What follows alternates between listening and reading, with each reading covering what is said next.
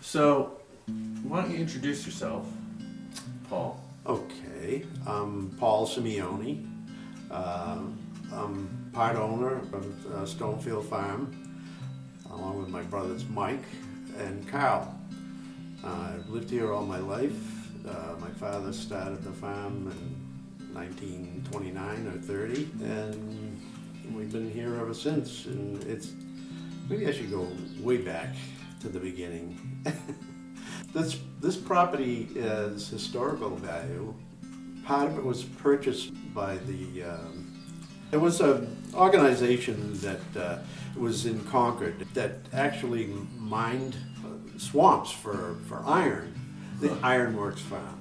This part of it was the farm that actually supplied wood for the charcoal to manufacture the iron ore. It turns out there wasn't much of a supply, so it pretty much quickly petered out. But this was the support farm, the Ironworks Farm. And the house up at the end of the street, 100 Martin Street, is where my parents first came to live. And that house was built in 1709.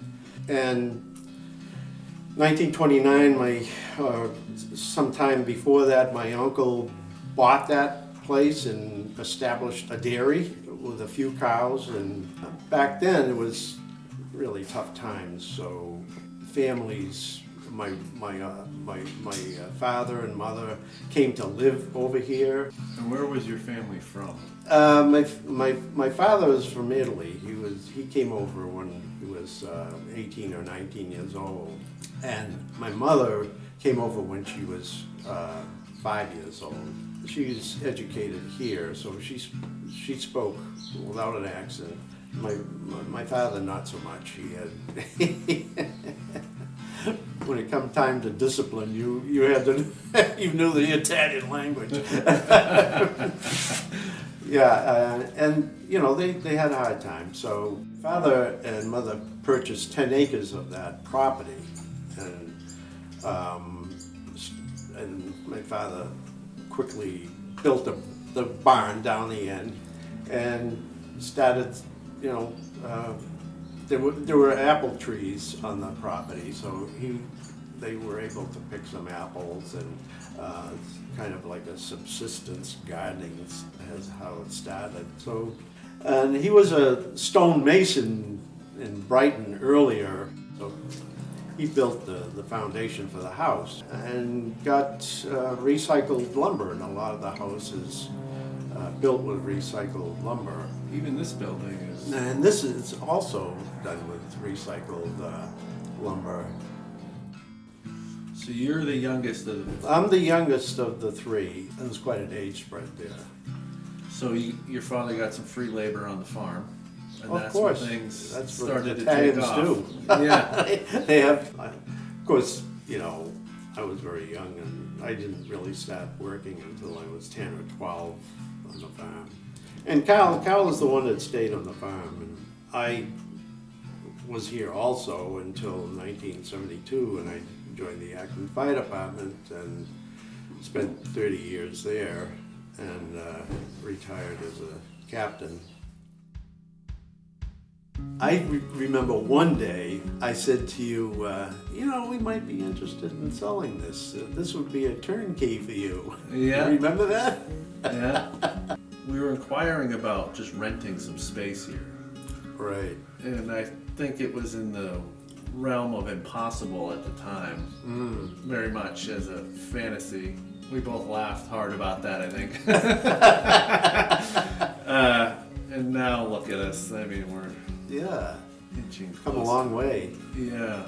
How does this fit into the legacy that you and your brothers want to leave behind for this property? Well, we have pursued other avenues as far as keeping it a farm or putting it into protection, because we didn't want to see a bunch of houses come in, and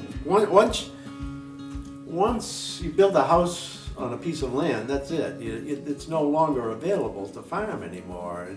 But if you put it into some kind of protection, it's still open space. But because of land values are so great, that was the farmer's retirement. And as the demand for land to build houses became greater and greater, the value of the land became greater, and so that's how the farms just went gradually were eroded away. Eroded away, and there's always an opportunity that that at some point there may be not enough farmland around.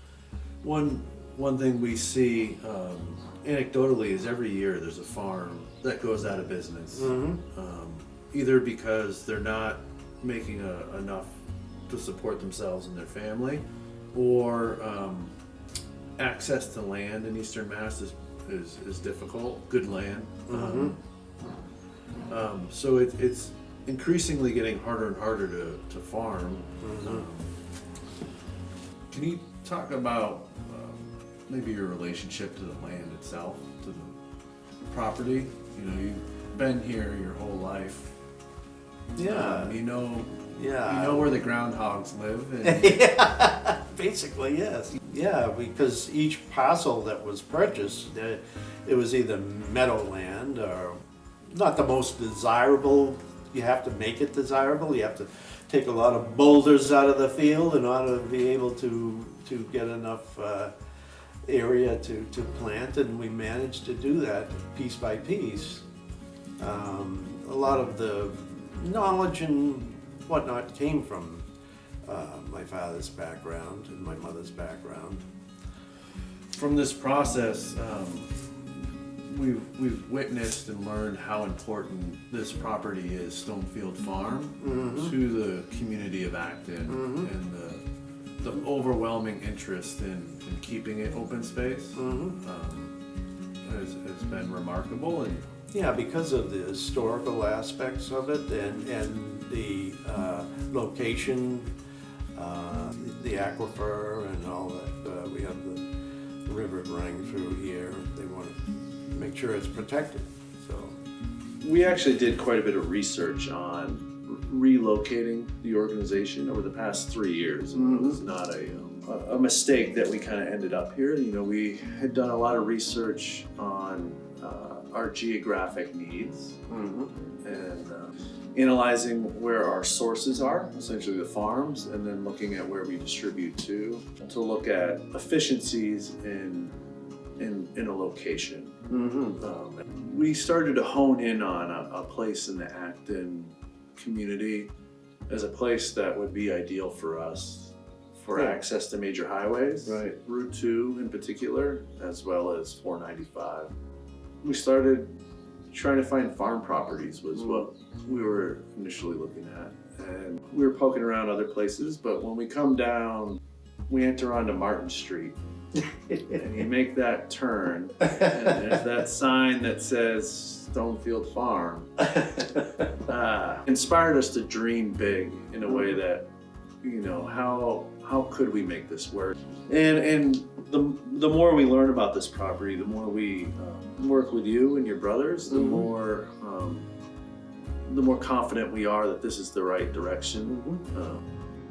I remember coming over here this time last year, exactly a year ago. That's when things really started to change for us in terms of what we were capable of, and the opportunities of taking advantage of programs that would enable you to expand. And I mean, especially you've proven what you do. This situation this year where people they couldn't go to work, they didn't make any money, they needed food, and you people have provided the food. I mean, you were able to have your contacts where you go out and you do your gleaning, and so you were able to provide vegetables for people, and there's always people in need for food. I don't care what kind of economy you have, you're always going to have those that are in need. And this is what makes Boston area Gleaners want to kind of put some roots down here and be committed to serving those folks through immediate kind of reactionary assistance of hunger relief, but also trying to address the system of inequality and lack of access.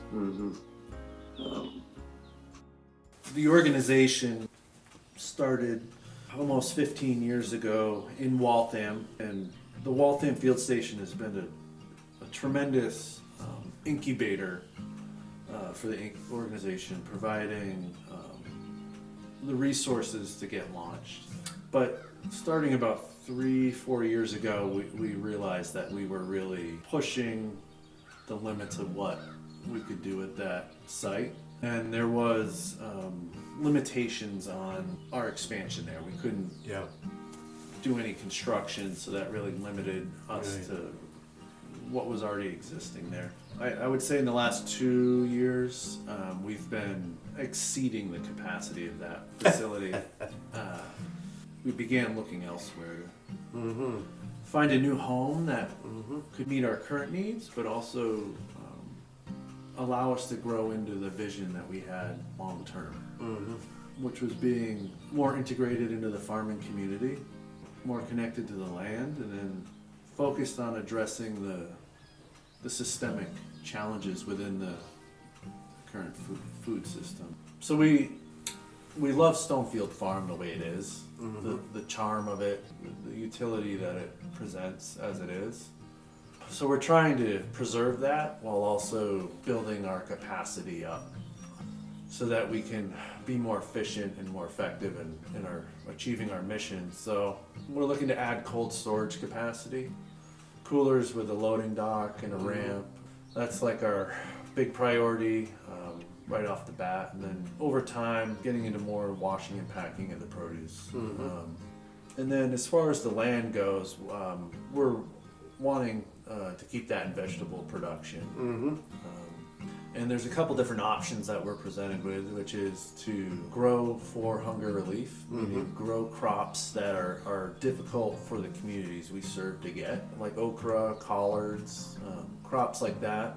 So one option we have is to grow those crops intentionally and to easily get them out through our distribution channels. And then one thing we've been looking at is equity in the food system. So maybe it might be helping some young startup farmers get up and going with a little guidance from the organization and use of the infrastructure. So, and then most importantly, preserving the integrity of the land, the open space, but also the ecological integrity of the land and what it represents. Yeah, it's a good thing. It's a good thing.